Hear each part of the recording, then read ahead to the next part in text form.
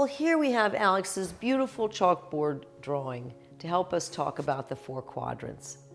The four quadrants are a fundamental concept of the integral perspective developed by Ken Wilbur, an American philosopher and writer on transpersonal psychology and his own integral theory. Wilbur's systematic philosophy suggests the synthesis of all human knowledge and experience.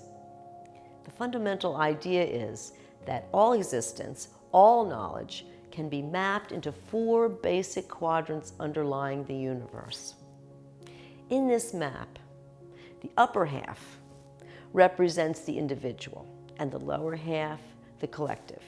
The left side represents the inner world and the right side the outer world. So Quadrant One, the upper left quadrant, represents the inner world of the individual, the thoughts in our head, and all that exists internally and without evidence. Wilber defines Quadrant One as subjective, an individual, self-consciousness, internal experience, the I. In art, we like to think of the first quadrant as the place where ideas and visions are happening, that image in our head that we'd like to draw or paint.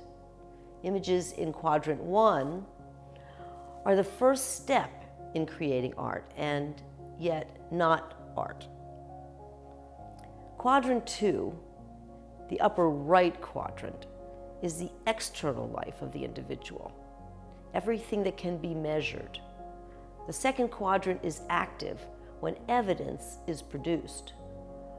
Wilber defines Quadrant Two as objective, an object, organism, thing, or behavior, the it. Using again the model of art, a drawing, painting, or sculpture has come from the inner world of the individual into Quadrant Two, where it is physically present, say in the artist's studio or sketchbook or the like.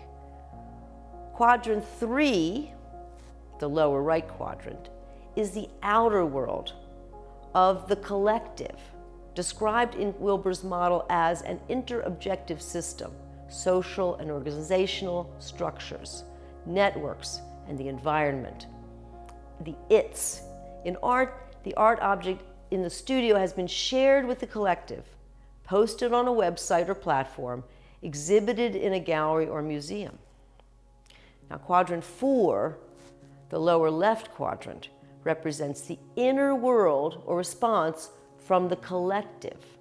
Wilber describes the fourth quadrant as intersubjective, the collective, community, culture, and worldviews, the we. In art, the fourth quadrant would be the response from the collective to your work of art, now shared with others. The like button is fourth quadrant, a review of your art exhibit, or a written piece about you or your work is fourth quadrant.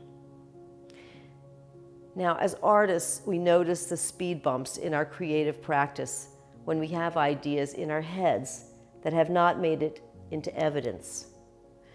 When we do create, but our work languishes in the studio or it hides in a sketchbook, this may indicate that we are simply not ready to share the work, and it may be in a transitional phase, but when there comes the urge to make our artistry known and appreciated by others, we can post our work, or we may win an opportunity to exhibit our work, and we fulfill the third quadrant.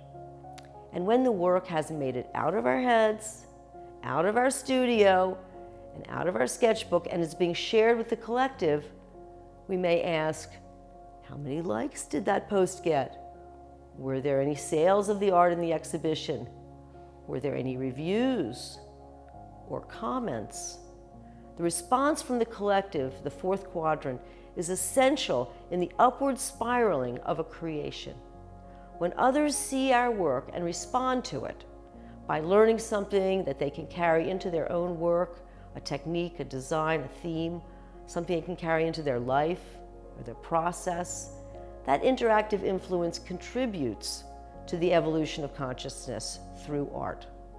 The self is embodied in a web of interrelated systems: the solar system, the ecosystem, the political and economic and cultural systems, the community, school and family, all operating all at once in all quadrants.